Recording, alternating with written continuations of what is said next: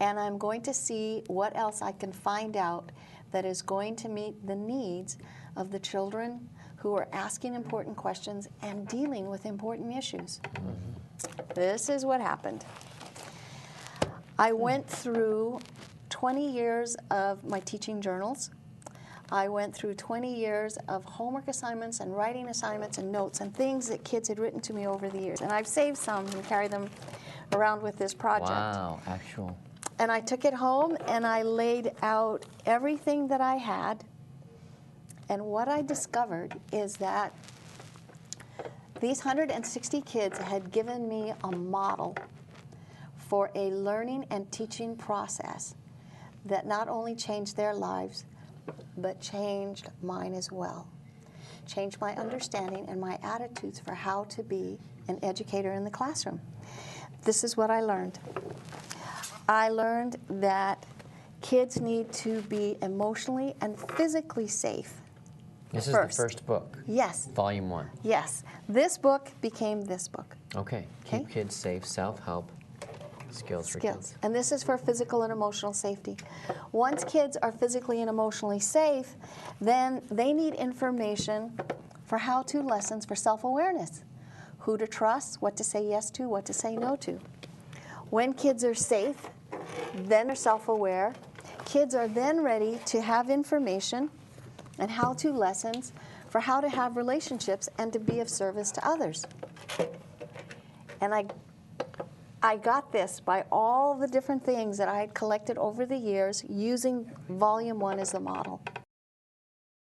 I took these 3 books and I went back to as many of the 160 kids that I could find, and I said, do you remember some time back when we sat in the classroom for 3 days? I want to show you what has come about because of our time together. And I said, each book contains approximately 30 one-page how-to lessons for things that you wanted information about. And they looked at the book and I said, what do you think? And they said, well, yeah, that's great, except you forgot something. And I said, well, what did I forget? Yeah, right. They said, you forgot to put something together about self-care, because the people that are caring for us have to take care of themselves first. And I was like, aha. Putting the mask on yourself before putting one on the child in the So airplane. that's how we got the ABCs of self-care.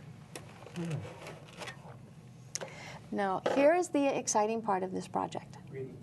And that is that in a group setting in a classroom, kids at risk who have a lot of safety issues, those kids generally do not ask for help, nor are they inclined to read. But the kids who are safe and they have a sense of who they are and receive some learning for how to respond and how to be with other kids without shaming or judging them or blaming them, these are the kids that find these kids and help these kids to get safe. Oh, modeling. Yes. So when these kids help these kids to get safe, then these kids are ready to learn how to be self-aware. When kids are self-aware, when the kids are self-aware, then there's 2 groups of kids who are ready to find the next at-risk kids. Wow. And that's how we put the classroom together. In a learning situation isn't one teacher and 30 kids, right? It's 30 kids and adult who all agree that they are there for a common goal and they're going to support one another to achieve that goal. That's what this curriculum taught me. That's what those kids modeled for me. And the process was so powerful that the project expanded in a way that no one could possibly predict. How so? I believe you.